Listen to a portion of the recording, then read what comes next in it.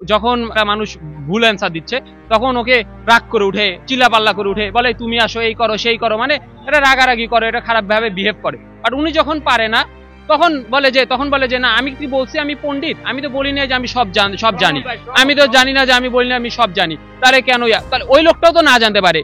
ওই যে ছেলেটাকে ধরছে, ওই ছেলেটা হয়তো আইটি বিষয়ে এক্সপার্ট, হয়তো সে অন্য একটা নেটওয়ার্কের বিষয়ে এক্সপার্ট, সে অন্য একটা বিষয়ে এক্সপার্ট। তাহলে ওকে যেভাবে নিচু করতেছে এটা তো করা উচিত না, কারণ উনিও সব জানে না। তো এই জিনিসটা তো কখনোই ঠিক না, কখনোই ঠিক না। টিপু সুলতান ওনার বইকে প্রমোট করার জন্য যেই পদ্ধতিটা ব্যবহার করেছে সেটা সাধারণ দৃষ্টিতে হয়তো অতটা প্রচলিত নয়, যার কারণে হয়তো মানুষের চোখে পড়ছে বেশি।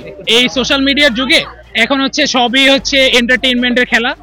এই তিশা মুশতাকের যেটা বলবেন কিংবা টিপু সুলতানের যেটা বলবেন, প্রত্যেকটা জিনিসই আসলে এখন এন্টারটেইনমেন্টের উপরে। কারণ টিপু সুলতানের যে ঘটনা আছে সেগুলো থেকেও মানুষ এন্টারটেইনমেন্ট খোঁজার চেষ্টা করতেছে, এন্ড তিশা মুশতাকের যেটা দেখতেছেন সেটা থেকেও মানুষ এন্টারটেইনমেন্ট খোঁজার চেষ্টা করতেছে।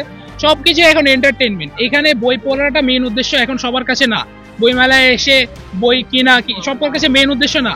সবার এখন এন্টারটেইনমেন্ট পাওয়াটা অনেকের কাছে মেইন উদ্দেশ্য।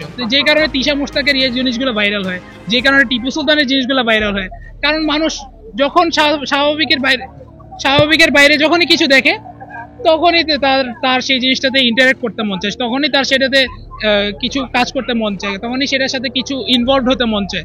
তো যেটা আমি মনে করি যে সবকিছু আসলে কিছু করার নেই, এটা এখন বাস্তবতাটাই এটা, সোশ্যাল মিডিয়ার যুগই এটা। উনি মানুষকে বিভিন্ন ধরনের কোয়েশ্চেন করার মাধ্যমে হয়তো ওই ওয়েভটা ক্রিয়েট করার চেষ্টা করেছে, ওই আলোড়নটা সৃষ্টি করার চেষ্টা করেছে, যেটার মাধ্যমে হয়তো মানুষ তার বইয়ের প্রতি আকৃষ্ট হবে। ইংলিশ প্রপারলি পারা এখন যে ডিপেন্ড করে আপনি কি ইংলিশ পারা বলতে কি বুঝেন সেটার উপরে। ইংলিশ পারার মেইন উদ্দেশ্য কি বা মূল উদ্দেশ্যটা কি?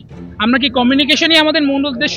আমাদের কমিউনিকেশন বা যোগাযোগ বা মনোভাব প্রকাশ করে যদি মূল উদ্দেশ্য হয়ে থাকে ইংলিশ ভাষার, তাহলে আমাদের ইংলিশ ভাষায় গ্রামারও যদি ভুল যায় তারপরও কমিউনিকেশন বা যোগাযোগ বা মত বিনিময় সম্ভব, যতক্ষণ পর্যন্ত আপনার সেই ফ্লুয়েন্সি, যতক্ষণ পর্যন্ত আপনার সেই সাবলীলতা আছে আপনার ভাষায়। এখন ইংলিশ ভাষায় গ্রামার কিংবা ওয়ার্ডস, ভোকাবুলারি যেটাকে বলে, ইংলিশ ভাষার ভোকাবুলারি থাকাটা জরুরি অবশ্যই। ইংলিশ ভাষা পারার জন্য ভোকাবুলারি থাকা অনেক নেসেসারি এবং ইম্পর্টেন্ট, কিন্তু একই সাথে সাবলীলতা থাকাটাও জরুরি। গ্রামার এবং ভোকাবুলারি ভালো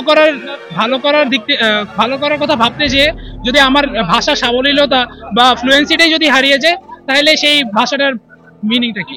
টিপু সুলতান ওনার কোনো মনে হয় না স্টল আছে, কোনো পার্মানেন্ট স্টল উনি বই বিক্রি করে বা কোনো প্রকাশনা আগে আসতো না বই প্রকাশের ক্ষেত্রে। আর উনি যেভাবে বর্তমানে ট্রেন্ডে চলতেছে, যেমন আমার কথা বলতে গেলে আমি প্রথমে বইমেলায় আসছিলাম, তবে আমি মাঝখানে 2-3 বার আরো আসছিলাম ওনাকে দেখতে যে উনি কি করে কোথায়। কারণ ওনার মাঝে মাঝে এমন কিছু আমি বিভ্রান্তকর এবং উদ্ভুত কর্মকাণ্ড দেখলাম তুলনা করে। আসলে বলতে গেলে আপনার একটা ভিডিও দেখলাম ওনার প্রচুর ভাইরাল হয়েছে যে উনি ইউনিভার্সিটিতে পড়ুয়া ছাত্রদেরকে ধরে ওনাদেরকে জাজ করতেছে, উনি একটা ভোকাবুলারি কেন পারলো না। আর বিষয়টা হচ্ছে সবাই নাও জানতে পারে বা ওনার যতটুক শব্দ ধারণ ক্ষমতা রয়েছে, উনি আরো নিজে একটা বই ইংলিশের, অবশ্য ভালো যদি ওনার বই কেউ কিনে একটা ওয়ার্ড 2টা ওয়ার্ড শিখে অবশ্যই মানুষের জ্ঞান লাভ করতে পারলে ওখান থেকে ভালো। কিন্তু ওনার যে এমনি বিভ্রান্ত করে মানুষদেরকে, ওটা আসলে কোনো মতে এটা হ্যারাসমেন্টের কাতারে পড়ে, পাবলিক হ্যারাসমেন্ট।